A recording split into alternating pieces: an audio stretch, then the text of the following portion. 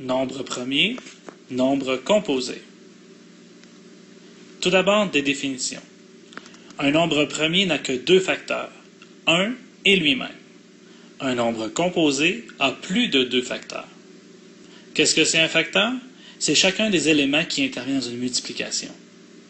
Comme par exemple, dans 3 fois 5 égale 15, le 3 et le 5 sont des facteurs.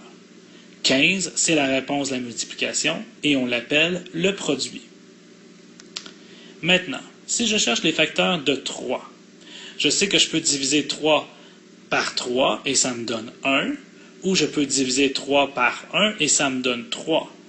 Comme je ne peux pas les diviser par un autre nombre, qui va me donner un nombre entier, donc pas de décimale, je sais donc que 3 est un nombre premier.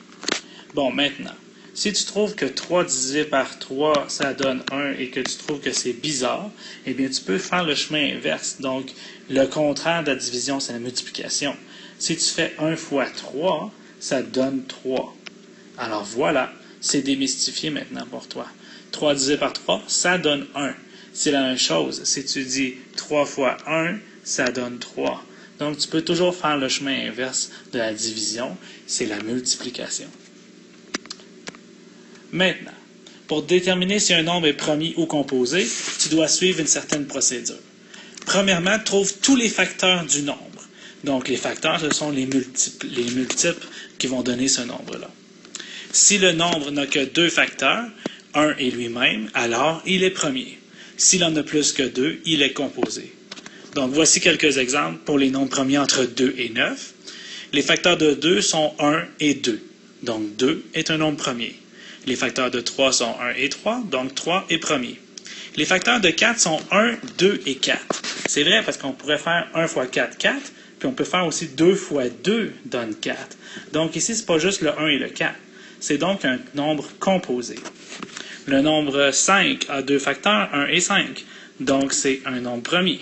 Les facteurs de 6 sont 1, 2, 3 et 6. Donc 6 est un nombre composé, etc.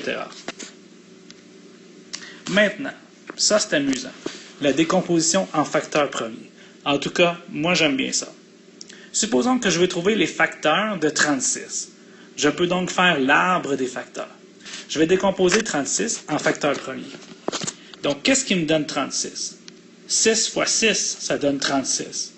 Bon, il y a d'autres façons de le trouver. Tu aurais pu faire 3 fois 12. Mais en voici un exemple. Donc, 6 fois 6, ça donne 36. Maintenant, je vais continuer à décomposer mon nombre. J'ai 2 6 à décomposer. Qu'est-ce qui donne 6? 2 fois 3. Et je l'ai 2 fois. Maintenant, je vais encercler les nombres premiers, parce que le 2 et le 3, ce sont des nombres premiers. Je ne peux plus les diviser par autre chose que par eux-mêmes et par 1. Dans l'arbre des facteurs, on ne divise pas par 1. Donc, maintenant, je pourrais dire que 2 fois 2 fois 3 égale 36. Bon, moi, j'aime pas ça me répéter.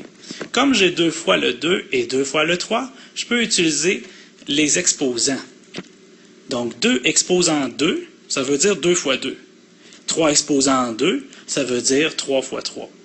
Donc, je peux écrire 2 exposant 2 fois 3 exposant 2 est égal à 36.